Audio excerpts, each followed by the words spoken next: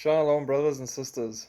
So, yeah, we've reached a convergence time frame in the end of history of mankind where things are happening so fast. If I get tied up or busy, even with the teaching or something that I'm digging into to present to you guys, just in that time that I'm busy with that, prophecy doesn't stop, the world doesn't stop, it just goes crazy. So, I am busy working on some amazing Passover revelations and insights for you that I want to drop.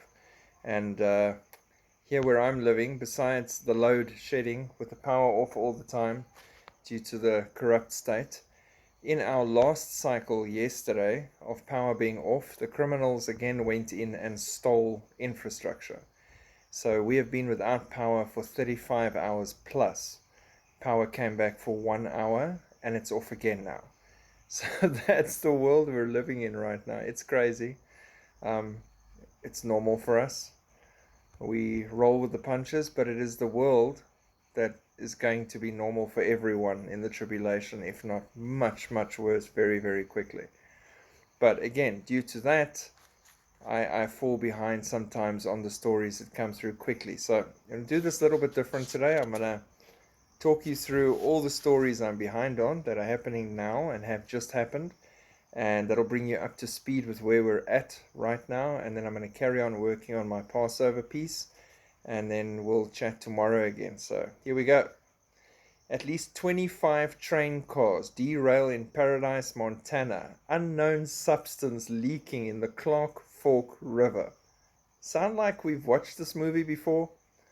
A freight train derailed in Paradise, Montana on Sunday with no injuries or evacuations reported. At least 25 train cars derailed at 9:20 a.m. near Highway 135, leaking an unknown substance from the Clark Fork River, approximately 200 miles northwest of Bozeman. The Montana crash comes less than a week after the 70-car train hauling hazardous materials derailed in North Dakota.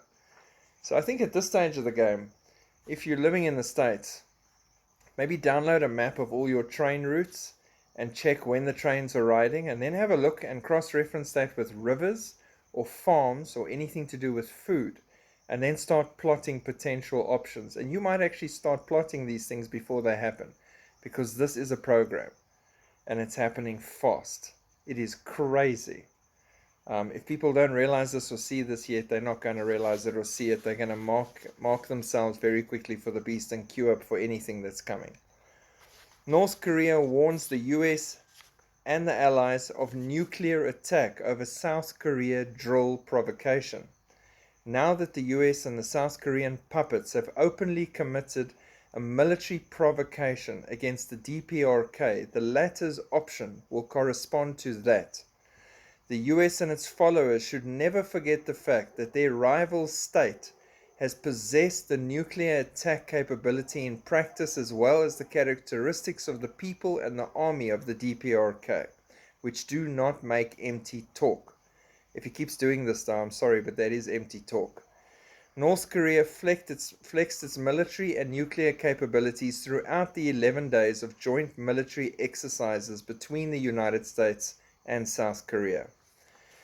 South Korea and the US and Japan hold anti-North Korea submarine drill. Now you know why Kim is upset. The South Korean, US and Japanese navies began their first anti-submarine drills in 6 months on Monday to boost their coordination against increasing North Korean missile threats. South Korea's military said that 2-day drills came as North Korea's recent unveiling of a type of battlefield nuclear warhead prompted worries that the country might conduct a nuclear test this year. So, tensions rising in North Korea and South Korea and Japan. Then this one is exciting, and I enjoy this one because this has a lot of bearing on what's going to happen to believers after the rapture, those who turn to Christ after we're gone and wake up. French woman faces $13,000 fine for Facebook post calling President Macron false. False.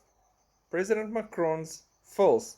And that costs her $13,000. She's in her late 50s, the poor old lady. She's no big threat to the government, but How's that for freedom of speech and all those things? It's not a death threat or anything. If found guilty, she could be slapped with a hefty fine of $13,000 or 12,000 euros. Jail time is not on the table. The trial is scheduled to take place in June. The woman's arrest took place last Friday following a complaint filed by the local administrative office in response to her Facebook post. St. Omer prosecutor Mehdi Bezouit confirmed the arrest and provided details. The Facebook post in question was published on March the 21st, a day prior to Macron's televised interview with TF1, where he defended his contentious pension reform plans that have incited protests across the nation. In her Facebook post, the woman wrote, "This piece of filth is going to address you at 1 p.m. It's always on television that we see this filth." Interesting, hey? So it's going to get worse, and they're going to use this type of thing all the time, cracking down on believers in that time frame. Again, glad we're not going to be here, but we're already seeing it arrive while we're still here. Now, my favorite guy. UN and Orthodox prelates condemn, wait for it, Zelensky and his moves to evict monks and seize churches in the Ukraine. Now basically, and I won't bore you with the long article, the Orthodox Church is split between Ukraine and Russia, and he has now finally decided, even though the church has said to Putin what he's doing is wrong, and he should stop because they're brothers with the Ukrainians, blah, blah, blah. He's now cracking down on the Orthodox Church from the Russian side. And he's evicting them out of their churches, out of their buildings, and out of their homes. They are refusing to go, and all the local worshippers are rallying to their support, and they've reported it to the UN as well. So he's cracking down on faith. That's what it's coming down to. Golden Boy, Zelensky, the beggar, the billionaire, the main man, the savior of humanity. Anyway, enough of that. Moving to Israel, God's clock. IDF scrambled fighter jets and downed aircraft near the Syrian border. Helicopters and fighter jets scrambled Sunday night after an unidentified aircraft crossed into Israeli airspace from Syria. The aircraft was monitored by the IAF through the incident. The aircraft was then shot down in an open area, and they said that the aircraft in question did not pose a threat at any stage. According to protocol, the alarm was not activated. The incident was under review. Since that incident, they've had a second aircraft come in as well. They've now proven that both are from Iran, so Iranian arms and shipments and equipment that survived all the Israeli bombings in Damascus and all those areas that are now being tested and used against the Israelis in preparation for what we as Christians all know is coming. So that, on top of all the other chaos happening around Israel right now, as Passover and Ramadan and Easter are all converging at a hectic speed. The US, obviously, is training and arming 5,000 Palestinians, authority troops in Jordan, as a police force. Arming them. Let me just make sure you guys are understanding this amidst the tornadoes. The Biden administration is currently training and arming several thousand Palestinian Authority troops. According to Glick, the training outlined by Lieutenant General Michael R. Fenzel, U.S. Secretary Coordinator for Israel and the Palestinian Authority, provides for the military training of 5,000 Palestinians in counter-terrorism and commando tactics, which they're going to use against the Jews. At the end of the training, the Palestinian officers will bring with them 5,000 rifles and anti-terror equipment, which is going to be used for terror. 2 Palestinian cities and towns in Samaria and the area surrounding Hebron. The plan also foresees the deployment of foreign forces, including U.S. military forces, on the ground. The new program proposed by the Biden administration is distinctly unlike the original plan in that it explicitly provides guns and bullets and the training to use them, creating a special force of armed PA security forces. The PA, whose forces the US seeks to empower, is controlled by the Fatah terror group. PA chairman Mahmoud Abbas is the chairman of Fatah, and Fatah terrorists carried out most of the murderous terror attacks in 2021 and 2022. Several of those attacks carried out by PA security officers. So obviously Biden thinks it's a wonderful plan to not only train them and equip them, but to then arm them and send them back to Israel with bodyguards from America as soldiers on the ground. So it makes it even more difficult for the Israelis to react and act against the situation. You're arming her enemies. What is the result going to be back home? Always look at that. Always. And there's always a following result back home. King Abdullah from Jordan, it is the duty of every Muslim to deter Israeli escalation against holy sites. Every time it's Passover, every single time they spread these lies that the Jews are going to rush the Temple Mount and destroy everything and take it over, that they're being attacked just because people want to go and pray. They're under attack. Under attack from God pretty soon. So Jordan's King Abdullah on Sunday said it is their duty to deter Israeli escalations against Islamic and Christian holy sites in Jerusalem, trying to curry favor and join ties with the Christians. The monarch made the remarks at a meeting in the palace in Amman with Palestinian Authority head Mahmoud Abbas and Muslim and Christian leaders from Jerusalem. Shame on you, Christian leaders from Jerusalem. Abdullah expressed solidarity with the delegation, saying, "We will always be with you, and you will overcome all the challenges before you." But no word on all the terror, or all the babies driven over by cars, or all the flash killings and stabbings taking place on a daily basis. Nothing. That's fine. But this is not fine.